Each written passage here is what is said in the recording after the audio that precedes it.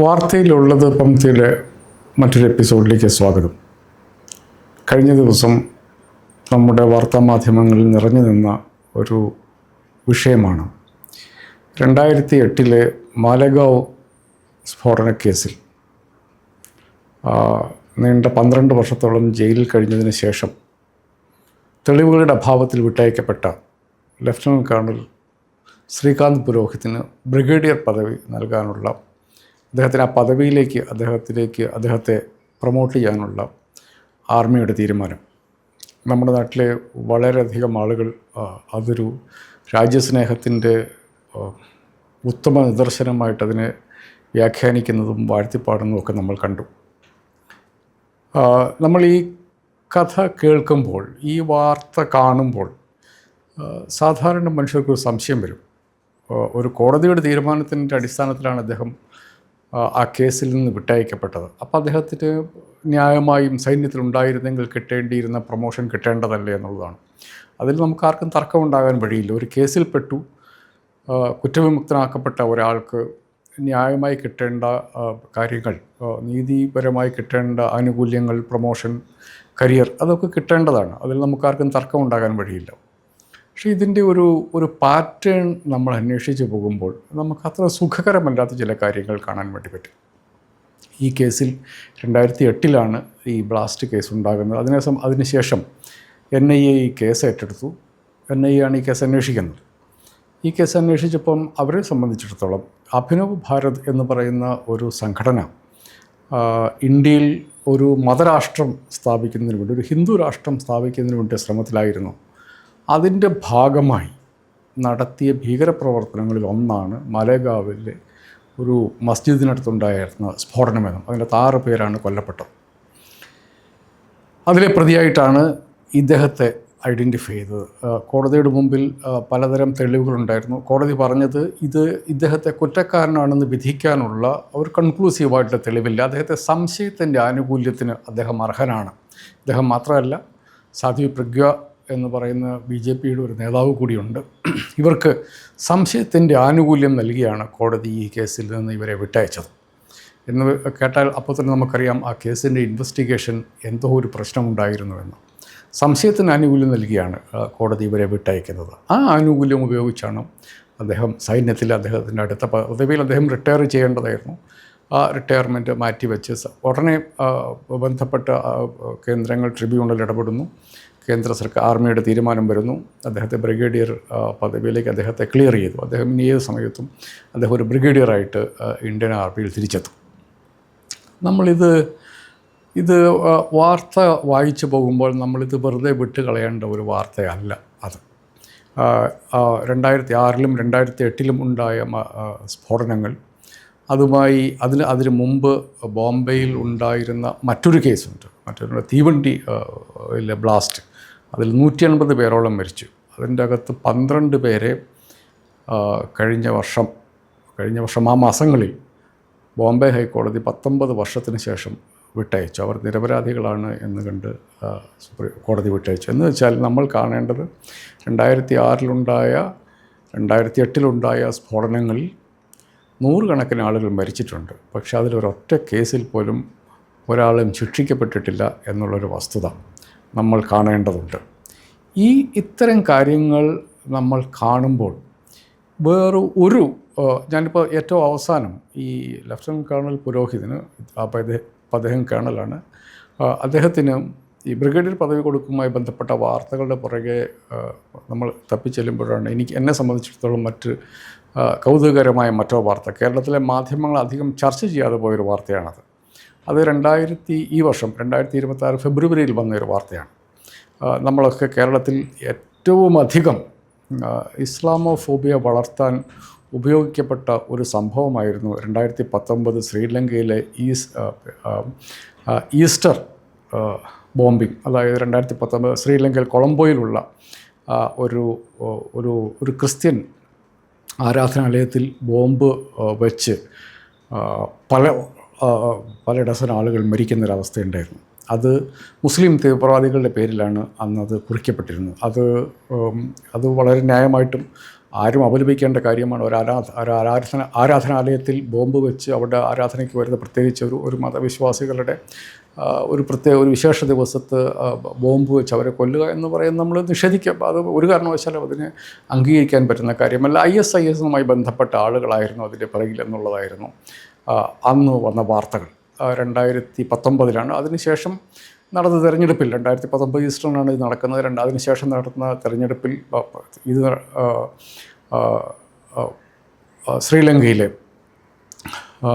അന്നത്തെ പ്രസിഡൻ്റായിരുന്ന ഗൗതംബയ രാജപക്ഷ അദ്ദേഹം പ്രസിഡന്റ് സ്ഥാനാർത്ഥിയായിട്ട് സ്വയം പ്രഖ്യാപിച്ചു. അടുത്ത തെരഞ്ഞെടുപ്പ് അദ്ദേഹം വലിയ ഭൂരിപക്ഷത്തോടുകൂടി വിജയിക്കുകയും ചെയ്തു. ഇപ്പോൾ പുറത്തു വരുന്ന വാർത്ത, കഴിഞ്ഞ ഫെബ്രുവരിയിൽ പുറത്തു വരുന്ന വാർത്ത, അതൊരു സാധാരണഗതിയിൽ ഒരു സ്ഫോടനമായിരുന്നില്ല എന്നുള്ളതാണ്. അത് ശ്രീ രാജപക്ഷയ്ക്കും അദ്ദേഹത്തിൻ്റെ ഫാമിലിക്കും കുടുംബത്തിനും തെരഞ്ഞെടുപ്പ് ജയിക്കാൻ വേണ്ടി പ്ലാൻ ചെയ്ത ഒരു സ്ഫോടനമായിരുന്നു എന്നുള്ളതാണ്. ഇത് മാത്രമല്ല, അദ്ദേഹത്തെ ഈയിടെ അന്ന് രാജപക്ഷ സർക്കാരിൻ്റെ ഇൻ്റലിജൻസ് മേധാവിയായിരുന്ന ഓഫീസറെ അനുരാ ദിസനായകയുടെ നേതൃത്വത്തിലുള്ള സർക്കാർ അറസ്റ്റ് ചെയ്തു. ഈ കഥയിലെ ട്വിസ്റ്റ് എന്നുള്ളത് ഇപ്പോൾ ഈ അറസ്റ്റ് ചെയ്യുമ്പോൾ മാത്രമല്ല, 2023 ബ്രിട്ടനിലെ ചാനൽ 4 എന്നുള്ള TV ചാനൽ ഇതുമായി ബന്ധപ്പെട്ട ചില കൗതുകരമല്ല ചില ഞെട്ടിപ്പിക്കുന്ന കാര്യങ്ങൾ പറഞ്ഞു. അന്നേ തന്നെ ഇൻ്റലിജൻസ് ബ്യൂറോയുടെ അവിടുത്തെ ശ്രീലങ്കൻ സർക്കാരിൻ്റെ ഇൻ്റലിജൻസ് ഏജൻസിയുടെ ഒരു കലാപരിപാടിയാണിത്, അവരാണ് ഇതിൻ്റെ പിറകിലുണ്ടായിരുന്നത് എന്നുള്ളതിനെക്കുറിച്ച് വെളിപ്പെടുത്തലുകളുണ്ടായിരുന്നു. പക്ഷേ ആരും അതിനെക്കുറിച്ച് അന്വേഷിച്ചില്ല. അതിനുശേഷം 2 വർഷം മുമ്പ് അവിടെ ഒരു ഇടതുപക്ഷ സർക്കാർ വന്നതിന് ശേഷം, ശ്രീലങ്കയിൽ അധികാരത്തിൽ വന്നതിന് ശേഷം അവർ ഈ കേസ് വീണ്ടും അന്വേഷിക്കുകയും അങ്ങനെ ഇൻ്റലിജൻസ് ചീഫിനെ അറസ്റ്റ് ചെയ്യുകയും ചെയ്തു. അതിൻ്റെ ഉദ്ദേശം ഞാൻ നേരത്തെ പറഞ്ഞതുപോലെ അവിടെ ഒരു വർഗീയ ലഹളയുണ്ടാക്കി, അതിൻ്റെ അകത്ത് ദേശീയതയുണ്ടാക്കി, ഭൂരിപക്ഷ വർഗീയതയ്ക്ക് അനുകൂലമായിട്ടൊരു തരംഗമുണ്ടാക്കി അതിൽ കൂടി തെരഞ്ഞെടുപ്പ് ജയിക്കാനുള്ള ഒരു തന്ത്രത്തിൻ്റെ ഭാഗമായിട്ടായിരുന്നു അവിടെ നൂറുകണക്കിന് മനുഷ്യരുടെ ജീവൻ പൊലിഞ്ഞു പോയത്. ആ രാജ്യത്തിൻ്റെ എക്കണോമിയെ തന്നെ നാടൻ ഭാഷയിൽ പറഞ്ഞാൽ തുലച്ചു കളഞ്ഞ ഒരു സംഭവമായിരുന്നു അത്. ഞാൻ ഈയിടെ കൊളംബോയിൽ പോയപ്പോൾ ഞാൻ ആ ദേവാലയത്തിൽ പോവുകയുണ്ടായി. അവിടെ ഇപ്പോഴും അവിടെ പിന്നെ സ്ഫോടനത്തിൻ്റെ പരിക്കുകൾ ഇപ്പോഴും അവിടെ ഉണ്ട്. നമ്മൾ ഇതിൻ്റെയൊക്കെ പുറകിലുള്ള പാറ്റേൺ നമ്മൾ അന്വേഷിച്ച് പോകേണ്ട ഒരു സമൂഹം എന്ന നിലയ്ക്ക് അക്രമം കൊണ്ട് ഒരു പൊളിറ്റിക്കൽ കോസ് പോലും 1 ഇഞ്ച് പോലും മുമ്പോട്ട് പോകുന്നില്ല എന്നുള്ളത് നമ്മുടെ ചരിത്രത്തിൻ്റെ ഭാഗമാണ്. ഞാൻ പറയുന്നത് ഏറ്റുമുട്ടലുകളില്ലാതെ മെച്ചപ്പെട്ട ഒരു സംവിധാനം ഉണ്ടാക്കിയെടുക്കാൻ പറ്റുമെന്നുള്ള ആർഗ്യുമെൻ്റ് എനിക്കില്ല. പക്ഷേ ഏകപക്ഷീയമായ വയലൻസ്, നിരപരാധികളായ മനുഷ്യരുടെ മേൽ നടത്തുന്ന അക്രമം, അതിന് യാതൊരു തരത്തിലുള്ള സാങ്കത്യവുമില്ല. അതുകൊണ്ട് പൊതുവെ നമ്മളെല്ലാവരും, എല്ലാത്തരം മനുഷ്യരും ഇത്തരം കാര്യങ്ങളെ എതിർക്കും. പക്ഷേ അപ്പോൾ നമ്മൾ കാണേണ്ട കാര്യം, നമ്മൾ ഈ ബോംബെ തീവണ്ടി നടന്ന സ്ഫോടനങ്ങളും മാലഗാവിൽ നടന്ന 2 സ്ഫോടനങ്ങളും ശ്രീലങ്കയിലെ കൊളംബോയിൽ നടന്ന സ്ഫോടനം ഒക്കെ കാണുമ്പോൾ നമുക്കതിനകത്ത് നിന്ന് വരുന്ന പാറ്റേൺ എന്നുള്ളത് നമ്മൾ മനസ്സിലാക്കേണ്ടത്, ഇത് സാധാരണഗതിയിൽ ഏതെങ്കിലും ഒരു സമൂഹത്തിൻ്റെ പുറത്ത് വെച്ച് കെട്ടാൻ വളരെ എളുപ്പമുള്ള ഒരു കാര്യമായിട്ട് നമ്മുടെ നാട്ടിൽ ഇത് മാറിയിട്ടുണ്ട് എന്നുള്ളതാണ്. അത് മാത്രമല്ല, അത് പലപ്പോഴും ഏതെങ്കിലും ഒരു മതത്തിൻ്റെ, ഏതെങ്കിലും ഒരു ജാതിയുടെ അനുഭാവം പിടിച്ചു പറ്റാൻ വേണ്ടിയിട്ട് അതിൻ്റെ അകത്തു നിന്നുള്ള സഹതാപ തരംഗത്തിൽ നിന്നും രാഷ്ട്രീയം, അത് പലപ്പോഴും വർഗീയ രാഷ്ട്രീയം മുമ്പോട്ട് കൊണ്ടുപോകാനുള്ള ഊർജം ലഭിക്കുന്നതിന് വേണ്ടി ഇത്തരം സ്ഫോടനങ്ങൾ നടക്കുന്നു എന്നുള്ളതാണ്. ഇതിൻ്റെ അകത്ത് പലപ്പോഴും ഏതെങ്കിലും ഒരു സമൂഹമായിരിക്കും അതിൻ്റെ അകത്ത് അതിൻ്റെ ഇരകളാകുക. കൊളംബോയിൽ നടന്ന സ്ഫോടനത്തിൽ ഇപ്പം നമ്മൾ പുറകോട്ട് നോക്കുമ്പോൾ അതിൽ 2 സമുദായങ്ങൾ അതിൻ്റെ അകത്ത് ഇരകളാണ്. അതിൻ്റെ അകത്ത് മരണപ്പെട്ട ക്രിസ്ത്യാനികൾ, അതിൻ്റെ പേരിൽ വലിയ തോതിൽ ആക്രമണങ്ങൾ നേരിട്ട, ഞാൻ പറയുന്നത് ശാരീരിക ആക്രമണമല്ല, അടിസ്ഥാനപരമായി വലിയ തോതിൽ വെറുപ്പ് നേരിടേണ്ടി വന്ന മുസ്ലിം സമൂഹം, ഇവർ 2 പേരും അവിടെ ഉണ്ട്. എന്തിനായിരുന്നു അത് നടന്നിരുന്നത്? അവിടെ ഉണ്ടായിരുന്ന നാട്ടുകാർ പിന്നെ ഓടിച്ചുവിട്ട ഒരു പ്രസിഡൻറ്റിനും തിരഞ്ഞെടുപ്പ് ജയിക്കാൻ വേണ്ടി നടത്തിയ ഒരു കൊലപാതക പരമ്പരയായിരുന്നു അത് എന്നുള്ള വാർത്തയാണ് ഇപ്പോൾ നമ്മൾ വരുന്നത്. നമ്മൾ 2008 മലഗോൺ ആക്രമണത്തിലേക്ക് തിരിച്ചു പോയാലും അഭിനവ് ഭാരത് എന്ന് പറയുന്ന സംഘടന, അതിനെ സംബന്ധിച്ചിടത്തോളം അതിനെക്കുറിച്ച് അതിവിചിത്രമായ കാര്യങ്ങൾ നമ്മളിപ്പോൾ പിന്നീട് കേട്ടു. അത് ശരിക്കും ഒരു നല്ല സംഘടനയായിരുന്നു എന്നുള്ള മട്ടിലുള്ള വലിയ രാജ്യസ്നേഹികളുടെ സംഘടനയായിരുന്നു എന്നുള്ള മട്ടിലുള്ള വ്യാഖ്യാനങ്ങൾ നമ്മുടെ മുമ്പിലുണ്ട്. പക്ഷേ നമ്മളെ സംബന്ധിച്ചിടത്തോളം അന്നുണ്ടായിരുന്നത് ഈ സംശയത്തിന് ആനുകൂല്യം നൽകി വിട്ടയക്കപ്പെട്ട ഇദ്ദേഹവും മഹാത്മാഗാന്ധിയുടെ കൊലപാതകിയായ ഗോഡ്സെ ഒരു രാജ്യസ്നേഹിയായിരുന്നു എന്ന് പറഞ്ഞ സാധ്യപ്രജ്ഞയും ഇവർ രണ്ടുപേരും പ്രതികളായിരുന്നുള്ള ആ സ്ഫോടനം എന്തിനായിരുന്നു നടത്തിയിരുന്നത് എന്നുള്ളത് കൂടി നമ്മൾ അന്വേഷിക്കേണ്ടതല്ലേ. ഇപ്പോൾ ശ്രീലങ്കയിൽ നടന്ന അന്വേഷണം പോലെ ഈ അന്വേഷണത്തിൻ്റെ പിറകിലേക്കും ഈ സ്ഫോടനത്തിൻ്റെ പിറകിലേക്കും പോകേണ്ടതല്ലേ. നിരപരാധികളായ മനുഷ്യരല്ലേ മരിച്ചു വീണത്. ഇപ്പോൾ നമ്മൾ കോടതിയുടെ നിരീക്ഷണങ്ങളെ, അതിൻ്റെ കണ്ടെത്തലുകളെ നമുക്ക് പാടെ നിരാകരിക്കുക വയ്യ. ഒരു ജനാധിപത്യ സമൂഹത്തിൽ, നിയമവാഴ്ചയുള്ള ഒരു സമൂഹത്തിൽ കോടതി നടപടികളെ നമുക്ക് പരിപൂർണമായി നിരാകരിക്കുക വയ്യ. പക്ഷേ അതിൻ്റെ പിറകിലുള്ള സംഭവങ്ങളെക്കുറിച്ചൊരു സമൂഹം എന്ന നിലയ്ക്കും നമ്മൾ അലേർട്ടായിട്ടിരിക്കുക, നമ്മളതിൻ്റെ പിറകെ അന്വേഷണം നടത്തുക എന്നുള്ളത് വളരെ പ്രധാനപ്പെട്ട കാര്യമല്ല. ഇപ്പോൾ ബോംബെയിൽ നടന്ന സീരീസ് ഓഫ് ബോംബിങ്സ്, ബ്ലാസ്റ്റ്, കൊലപാതകങ്ങൾ, വയലൻസിൻ്റെ അക്രമത്തിൻ്റെ പരമ്പര 2006, 2008 വർഷങ്ങളിൽ നടന്നു. എന്തിനായിരുന്നു അതൊക്കെ നടന്നത് എന്നുള്ളത് അന്വേഷിക്കണ്ടേ? ആരാണത് നടത്തിയതെന്ന് അന്വേഷിക്കണ്ടേ? എന്തായിരുന്നു അതിൻ്റെ പ്രത്യാഘാതം എന്ന് അന്വേഷിക്കേണ്ടത്. നമുക്കറിയാം, ഇന്ത്യയിൽ മുസ്ലിം സമുദായത്തിനെതിരെ ഏറ്റവും വലിയ വെറുപ്പ് ഉൽപ്പാദിപ്പിക്കാൻ വേണ്ടി ഈ ബോംബെ കൂട്ടക്കൊലകൾക്ക് പലപ്പോഴും കഴിഞ്ഞിട്ടുണ്ട്. ഒടുവിൽ എന്താണ് നമ്മൾ കാണുന്നത്? കുറച്ചുപേർ സംശയത്തിന് ആനുകൂല്യം നൽകി വിട്ടയക്കപ്പെടുന്നു, കുറച്ചുപേർ നിരപരാധികളാണ് എന്നുകൊണ്ട് വിട്ടയക്കപ്പെടുന്നു. ബോംബെയിലെ തീവണ്ടിയിൽ നടന്ന കൊലപാതകങ്ങളിൽ 12 മുസ്ലിം ചെറുപ്പക്കാരാണ് 19 വർഷത്തിന് ശേഷം യാതൊരുവിധ തെളിവുകളും ഇല്ല എന്ന് പറഞ്ഞതിൻ്റെ പേരിൽ പുറത്തേക്ക് വരുന്നത്. അപ്പോൾ നമ്മൾ ഒരു സമൂഹം എന്ന നിലയ്ക്ക് നമ്മുടെ നാട്ടിൽ കാണുന്ന ഈ വയലൻസ്, അക്രമങ്ങൾ, അതിൻ്റെ രാഷ്ട്രീയ പ്രത്യാഘാതം എന്താണ് എന്നുള്ളതിനെക്കുറിച്ച് കൂടി നമ്മൾ അന്വേഷിക്കേണ്ടതുണ്ട് ഒരു സമൂഹം എന്ന നിലയ്ക്ക്. കാരണം നുണകളുടെ പുറത്ത്, വാസ്തവങ്ങളില്ലാതെ, അസത്യപ്രസ്താവനകളുടെ പുറത്ത്, അക്രമ സംഭവങ്ങളുടെ പുറത്ത് നമുക്കൊരു രാഷ്ട്രീയ സന്ദേശം മുമ്പോട്ട് കൊണ്ടുപോകാൻ പറ്റുമോ? അങ്ങനെ കൊണ്ടുപോകാൻ പറ്റുന്നുണ്ടെങ്കിൽ അത് വർഗീയത മാത്രമേ ഉള്ളൂ. അത് സമൂഹത്തെ അടിസ്ഥാനപരമായി അസ്ഥിരപ്പെടുത്തുന്ന തത്വശാസ്ത്രങ്ങൾക്ക് മാത്രമേ വയലൻസിൻ്റെ പുറത്ത്, ഇതുപോലത്തെ നിരപരാധികളുടെ മേൽ നടത്തുന്ന അക്രമങ്ങളുടെ പുറത്ത് അതിൻ്റെ അകത്തുനിന്ന് രാഷ്ട്രീയ നേട്ടമുണ്ടാക്കി ഒരു രാഷ്ട്രീയ പ്രത്യയശാസ്ത്രം. ഈ അക്രമങ്ങൾ നടക്കുമ്പോൾ എന്താണ് സാധാരണഗതിയിൽ വരിക? ഇപ്പം ബോംബെയിൽ ആക്രമണം നടത്തി കഴിയുമ്പോഴത്തേക്കും അതിൻ്റെ കുറ്റങ്ങൾ മുഴുവൻ സാധാരണഗതിയിൽ വരുന്നത് മുസ്ലിങ്ങളുടെ പുറത്താണ്. അപ്പം ഒരു മുസ്ലിം വെറുപ്പ് ഉണ്ടാക്കാൻ, അതിൻ്റെ പുറത്തൊരു രാഷ്ട്രീയ നേട്ടമുണ്ടാക്കാനുള്ള വലിയ ശ്രമം നടക്കുന്നുണ്ട്. കേരളത്തിലെ പൗരന്മാർ എന്ന നിലയ്ക്ക് നമ്മളിതിൻ്റെ അകത്ത് മതവും മതപരമായ നമുക്കിടയിലുള്ള വിഭജനങ്ങളും ഒക്കെ മാറ്റി നിർത്തിക്കൊണ്ട് തന്നെ ലോകത്തിൽ നടക്കുന്ന ഇത്തരം ഹിംസയ്ക്കെതിരെ, നിരപരാധികളായ മനുഷ്യർക്ക് നേരെ നടന്ന ഹിംസയ്ക്കെതിരെ നമ്മൾ ജാഗരൂകരാകേണ്ടതുണ്ട്. ഇതിൻ്റെ പിറകിൽ എന്താണ് സംഭവിക്കുന്നത് എന്നുള്ളത് മനസ്സിലാക്കേണ്ടതുണ്ട്.